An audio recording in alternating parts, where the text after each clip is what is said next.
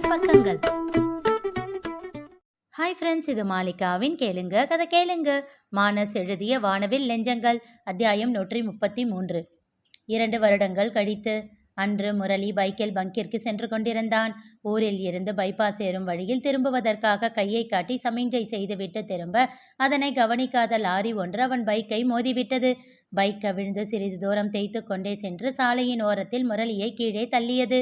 தலையில் அடிபடாதவாறு சட்டென்று சமாளித்து கையை ஊன்றி விழுந்தான் முரளி. அதற்குள் அந்த லாரி டிரைவர் ஓரமாக வண்டியை நிறுத்திவிட்டு வேகமாக ஓடி வந்தான். அவனை கை கொடுத்து தூக்க முயற்சிக்க கையிலும் கால்களிலும் சிராய்ப்பு ஏற்பட்டு ரத்தம் வழிந்து கொண்டிருந்தது. வலது கையை ஊன்றி சமாளித்ததால் அவனால் அதனை தூக்கவே முடியவில்லை. தன் உடலை விட்டு கை கழன்று விழுந்ததை போல் தோன்ற வலியில் பல்லை கடித்து சமாளித்தான். அந்த லாரி டிரைவர் அவனை மருத்துவமனையில் சேர்த்துவிட்டு அவன் வீட்டிற்கு தகவல் தர கேட்டார். அதற்குள் அவன் செல்போன் ஒலித்தது. வேதாதான் அழைத்திருந்தாள். மாமா, கிளம்பிட்டீங்களா? கொஞ்சம் சீக்கிரம் வாங்க, ஆஃபீஸர்ஸ் வந்துட்டாங்க என்று பங்கில் இருந்து பேசினாள். வேதாமா, ஒரு சின்ன ஆக்சிடென்ட் ஆயிடுச்சு. ஐயோ மாமா, என்ன சொல்றீங்க? என்ன ஆச்சு? எங்க இருக்கீங்க நீங்க? பயப்படாதம்மா, நான் இப்போ ஹாஸ்பிட்டலில் தான் இருக்கேன். இப்போ என்னால் வர முடியாது. நீயே சமாளி. ஒரு 1 வீக் ரெக்வஸ்ட் பண்ணி பர்மிஷன் கேட்டு வை, அதுக்குள்ளே பார்த்துக்கலாம்.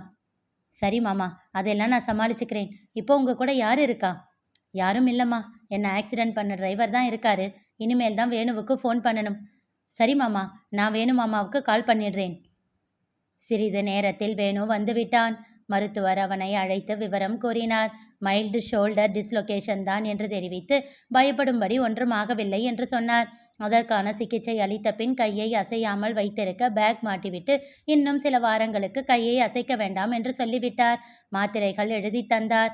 இப்பொழுது எந்த எக்ஸசைஸும் செய்யக்கூடாது, தான் சொல்லிய பின் தான் செய்ய வேண்டும் என்று சொல்லி அனுப்பி வைத்து விட்டார். காயங்கள் சுத்தம் செய்யப்பட்டு மருந்து வைக்கப்பட்டு இருந்தது.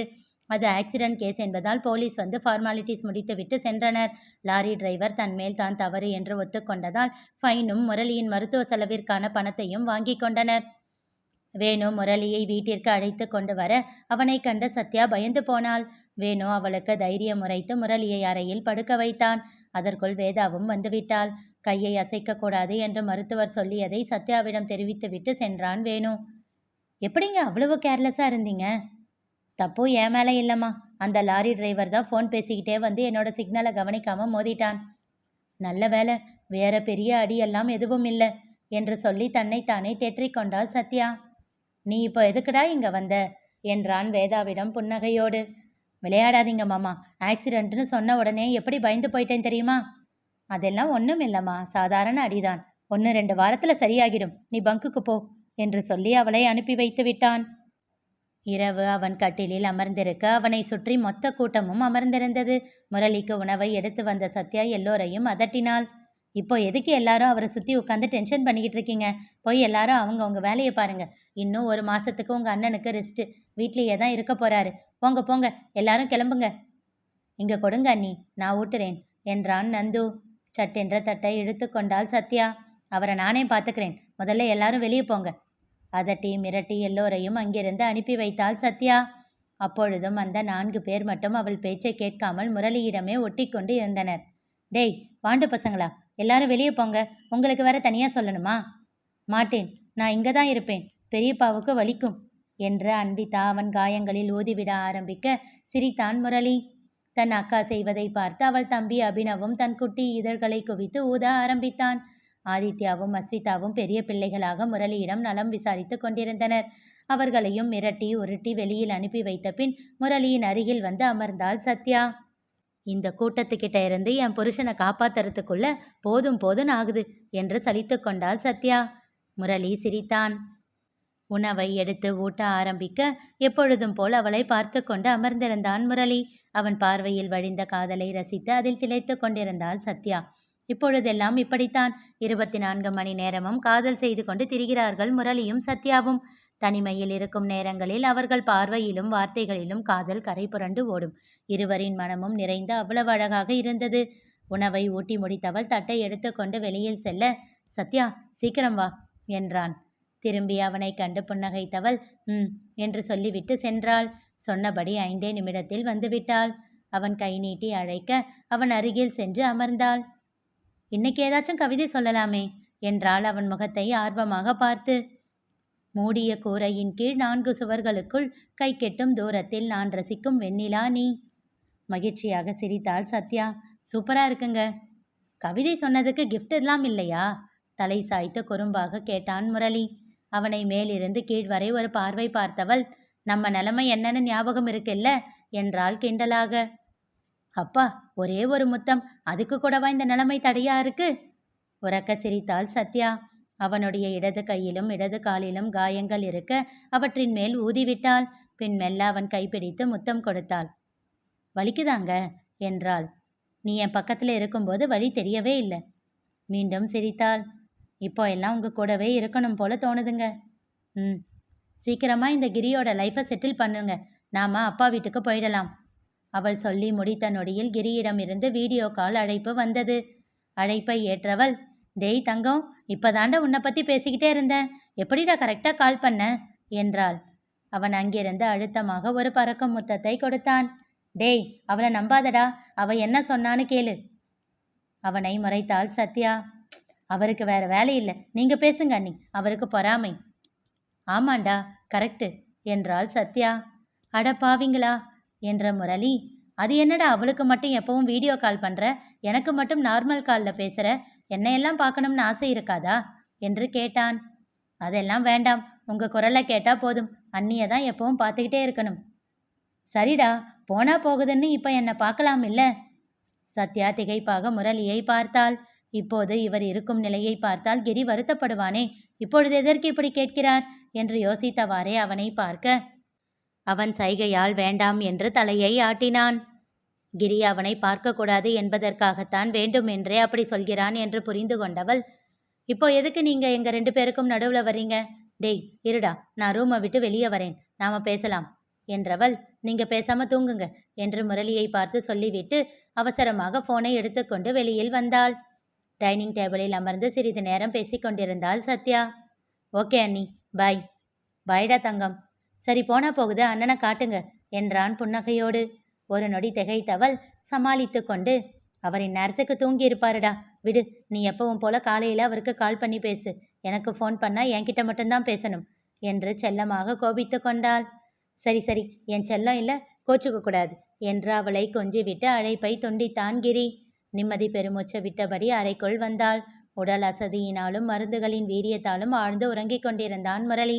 மெல்ல அவன் தலையை கோதியவள் நெற்றியில் அழுத்தமாக ஒரு முத்தம் வைத்துவிட்டு அவன் அருகில் படுத்து உறங்க ஆரம்பித்தாள். 1 வாரம் கடந்த நிலையில் கிரி நந்துவை அழைத்தான். எல்லோருடைய நலனையும் பற்றி விசாரித்தவன் அன்விதாவிடம் பேச கேட்டான். சிறிது நேரம் அவளோடு பேசிவிட்டு கடைசியில் கேட்டான் கிரி, பெரியப்பா இப்போ எப்படி செல்லம் இருக்காரு? நல்லா இருக்காரு சித்தப்பா, ஆனா காயம் இன்னும் ஆறவே இல்லை என்றாள் வருத்தத்தோடு. அதற்குள் சட்டென்று அவளிடம் இருந்து போனை பறித்து கொண்ட பிரியா, ஏய், என்கிட்ட எல்லாம் பேச மாட்டியா என்று பேச்சை மாற்றினாள். அண்ணனுக்கு என்ன ஆச்சு அண்ணி என்றான் இறுகிய குரலில். பிரியா நந்துவை என்ன செய்வது என்பதை போல் பார்க்க வேறு வழி இல்லாமல் சொல்லிவிட்டான் நந்து.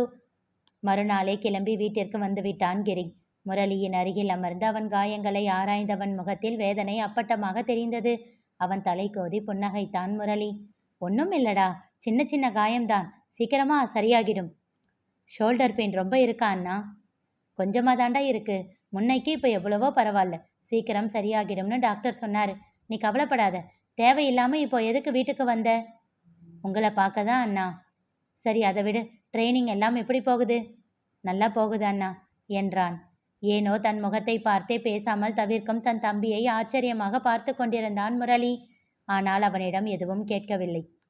மறுநாள் அவர்கள் வீட்டின் வெளியே அந்த ஜாகுவார் வந்து நின்றது. அதிலிருந்து இறங்கினார்கள் மித்ராவின் அப்பாவும் அம்மாவும். முரளியை சந்தித்து தங்களை அறிமுகப்படுத்தி கொண்டார்கள். அப்போது தான் அறையில் இருந்து வந்த கிரி அவர்களை வாங்க என்று அழைத்துவிட்டு முரளியின் எதிரில் டேபிளில் சாய்ந்தவாறு நின்று கொண்டான். சத்யா அவர்களுக்கு தேநீர் அளித்து உபசரிக்க அவர்கள் பேச்சை தொடங்கினார்கள். நேத்து தான் மித்ரா சொன்னா உங்களுக்கு ஆக்சிடென்ட் ஆச்சுன்னு, அதுதான் உங்களை பார்த்துட்டு போகலாம்னு வந்தோம்.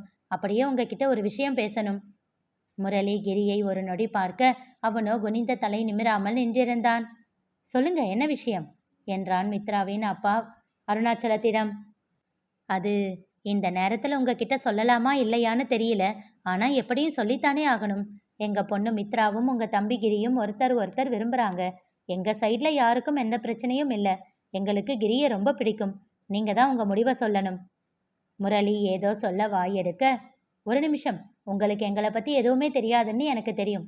தன் விசிட்டிங் கார்டை எடுத்து கொடுத்தார் அருணாச்சலம். நீங்கள் எங்களை பற்றியும் எங்கள் வீட்டை பற்றியும் குடும்பத்தை பற்றியும் மித்ராவை பற்றியும் நல்லா விசாரிச்சுட்டு அப்புறமாவே பதில சொல்லலாம் என்றார். முரளி கிரியை பார்க்க அவனோ நிமிரவே இல்லை. அடப்பாவி, காலையில் பொங்கல் சாப்பிட்டேன், பச்சை கலர் சட்டை போட்டிருக்கேன், இப்படி இதையெல்லாம் என்கிட்ட சொன்னவன் லவ் பண்ணுற விஷயத்த சொல்லாமல் மறைச்சு வச்சிருக்கான் பாத்தியா என்று தன்னைத்தானே கேட்டுக்கொண்டாள் சத்யா. கிரி, அவர் சொல்கிறது உண்மையா? அவர் பொண்ணும் நீயும் லவ் பண்ணுறீங்களா என்றான் முரளி. ஆமா அண்ணா என்றான் இறங்கிய குரலில். சரி சார், அப்போ நான் யோசித்து பதில் சொல்கிறேன் என்று புன்னகையோடு அருணாச்சலத்திடம் பதிலளித்தான் முரளி. நல்ல பதிலாயிருந்தால் நாங்கள் சந்தோஷப்படுவோம் என்று விட்டு சந்தோஷமாக விடை பெற்று கொண்டு சென்றனர். அவர்கள் சென்றதும் கிரியிடம் வந்த சத்யா அவன் முதுகில் 2 அடி வைத்தாள். டேய் ஃப்ராடு, என்கிட்ட இருந்து மறைச்சிட்ட பாத்தியா, படா என்றாள். அவனோ பதில் சொல்லாமல் மெல்லியதாக புன்னகைத்தான். முரளி அவன் முகத்தையே ஆராய்ந்து கொண்டிருந்தான். பின் தன் அறைக்குள் சென்று விட்டான் கிரி. கட்டிலில் அமர்ந்து தரையையே வெறித்து பார்த்து கொண்டிருந்தான். அவன் செல்போன் ஒலித்தது. அதில் வந்த எண்ணை பார்த்ததும் அவன் முகம் இறுகி போனது. அழைப்பை ஏற்று காதில் வைத்தான். ஹலோ, என்ன மாப்ள, சௌக்கியமா? உங்கள் அண்ணன் நீங்கள் மித்ராவை லவ் பண்ணுறீங்களான்னு கேட்டதுக்கு ஆமாம்னு சொல்லிட்டீங்களாமே, ரொம்ப சந்தோஷம். அவ்வளவுதான், இதுக்கு போய் எதுக்கு இவ்வளவு பிரச்சனை? கவலையே படாதீங்க. இனி உங்கள் அண்ணனுக்கு ஜுரம், தலைவலி இப்படியெல்லாம் கூட எதுவும் வராமல் நான் பத்திரமா பார்த்துக்கிறேன். இனி அவர் ஏன் பொறுப்பு, சரியா என்று கேட்டு சிரித்தான் மாதேஷ். கிரியின் முகத்தில் எரிச்சல் படர பதில் எதுவும் சொல்லாமல் அழைப்பை துண்டித்து கட்டிலில் செல்போனை தூக்கி எறிந்தான். பின் மனதின் அழுத்தம் தாழாமல் தன் முகத்தை மூடி சத்தம் வராமல் அழுது கரைந்தான். நிகழ்ந்தது என்ன தெரிந்து கொள்ள தொடர்ந்து கேளுங்க. கதை கேளுங்க. மீண்டும் சந்திப்போம்.